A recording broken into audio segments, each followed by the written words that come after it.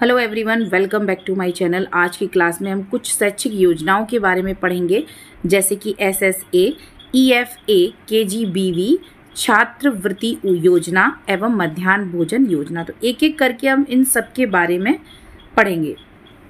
सबसे पहले है SSA यानी सर्व शिक्षा अभियान। इसकी जो शुरुआत है वो सन 2001 में हुई थी और ये जो है वो भारतीय सरकार के द्वारा एक चलाया गया कार्यक्रम है, जिसका जो उद्देश्य है वो 6 से 14 वर्ष के आयु के सभी बच्चों को निःशुल्क और अनिवार्य शिक्षा देना है, जैसा कि भारत के संविधान में 86वें संशोधन द्वारा निर्धारित किया गया है। तो इसकी शुरुआत सन 2001 में हुई है। इसका जो उद्देश्य है वो 6 से 14 वर्ष के सभी बालकों को निःशुल्क और अनिवार्य प्राथमिक शिक्षा देना है। इसकी विशेषताएं हैं बालिका एवं वंचित वर्ग की शिक्षा, आधारभूत ढांचे का विकास, शिक्षक प्रशिक्षण, मुफ्त पाठ्य पुस्तकें व ड्रेस। तो ये सारी चीज़ें हैं। इन सारे उद्देश्यों को ध्यान में रखकर सर्व शिक्षा अभियान की शुरुआत की गई भारत सरकार द्वारा सन 2001 में। इसके बाद बात करते हैं EFA। तो EFA जो है वो सभी के लिए शिक्षा। EFA को इंग्लिश में हम कहेंगे एजुकेशन फॉर ऑल।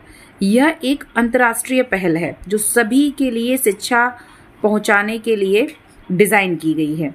यहाँ इसका जो उद्देश्य है वो यही है कि सभी को शिक्षा मिल सके। तो ये एक अंतर्राष्ट्रीय अभियान है, यूनेस्को के द्वारा चलाया गया और इसका उद्देश्य है कि सभी को गुणवत्तापूर्ण बुनियादी शिक्षा मिले।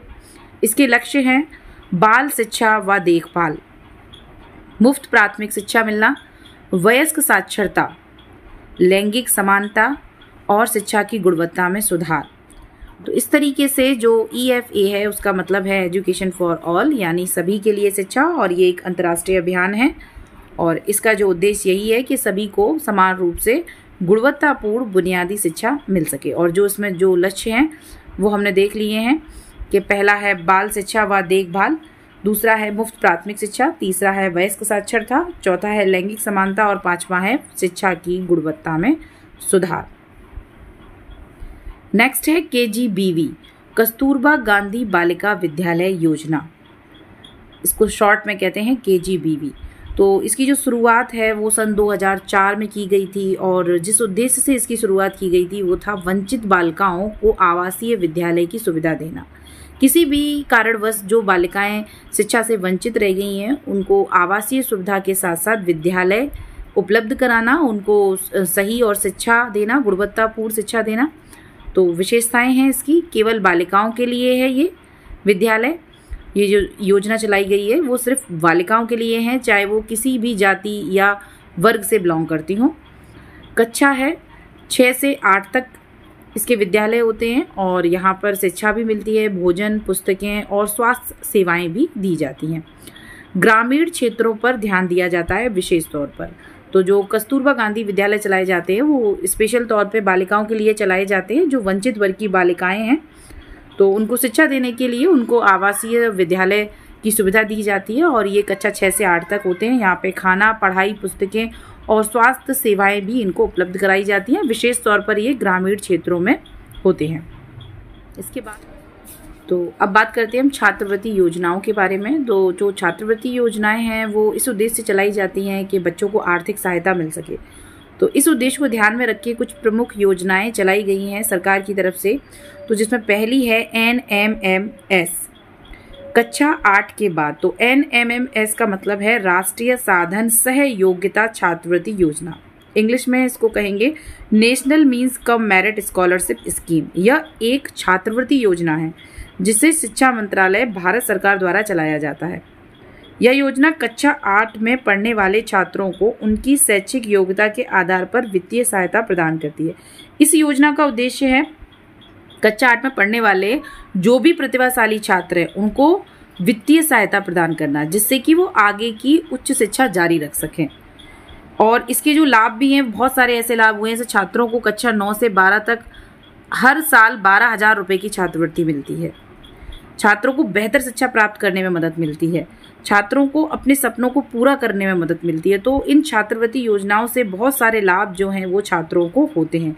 छात्र कक्षा 8 में सरकारी सरकारी सहायता प्राप्त और स्थानीय निकाय स्कूलों में पढ़ रहा होना चाहिए। ये इसके लिए शर्त होती है, पात्रता है कि कक्षा 8 में जो छात्र है वो कक्षा 8 में सरकारी या सरकारी सहायता प्राप्त या स्थानीय निकाय स्कूलों में पढ़ रहा होना चाहिए। छात्र ने कक्षा 7 की वार्षिक परीक्षा में कम से कम 55% अंक प्राप्त किए होने चाहिए। तो ये सारी NMMS की पात्रताएं हैं। तो इसके बाद बात करते हैं हम प्री मैट्रिक कक्षा 1 से 10 तक SC ST OBC वर्ग के लिए। तो जो प्री मैट्रिक छात्रवृत्ति है वो कक्षा 1 से 10 तक के छात्रों के लिए दी जाने वाली छात्रवृत्ति है। इसका जो उद्देश्य है वो छात्रों को अपनी शिक्षा जारी रखने में मदद करना है। यह छात्रवृत्ति विशेष रूप से अल्पसंख्यक, अनुसूचित जाति और जो पिछड़े वर्ग के छात्र हैं उनको दी जाती है।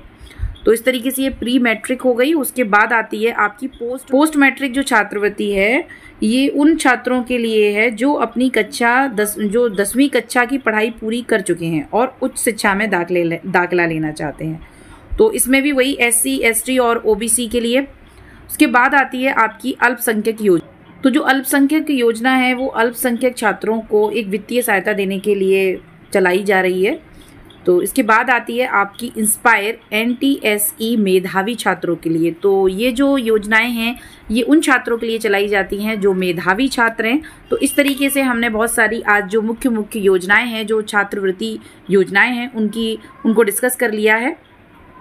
इसके बाद है मध्याह्न भोजन योजना। इसकी शुरुआत 1995 में राष्ट्रीय स्तर पर की गई थी।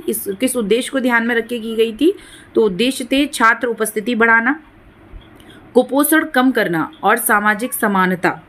लाभार्थी हैं कक्षा 1 से लेकर 8 तक के जो विद्यार्थी हैं वो इसके लाभार्थी हैं। विशेषताएं हैं इसमें पका हुआ गर्म भोजन, स्थानीय सामग्री और भी बहुत सारी विशेषताएं हैं।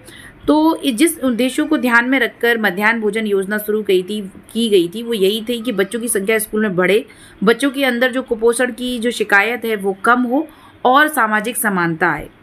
तो इन सारी चीज़ों को ध्यान में रखते हुए 1995 में राष्ट्रीय स्तर पर मध्याह्न भोजन योजना की शुरुआत की गई थी। इसमें बच्चों को स्कूल में पका हुआ खाना मिलता है। तो ये है हमारी मध्याह्न भोजन योजना। निष्कर्ष निकालते हैं हम आज की क्लास का कि जो भी हमने पढ़ा तो उन सब का मतलब यही है कि इन योजनाओं ने शिक्षा को सुलभ, समान व गुणवत्तापूर्ण बनाने में योगदान दिया। SSA KGBV ने स्कूल पहुंच बढ़ाई, छात्रवृत्तियों ने आर्थिक सहायता दी, मध्याह्न भोजन ने पोषण व उपस्थिति सुधारी। आज की क्लास हमारी यहीं पर फिनिश होती है। नेक्स्ट क्लास में हम नेक्स्ट टॉपिक लेकर आएंगे। इस तरीके की वीडियो पाने के लिए आप हमारे चैनल को सब्सक्राइब करें और वीडियो को लाइक करें। Thank you.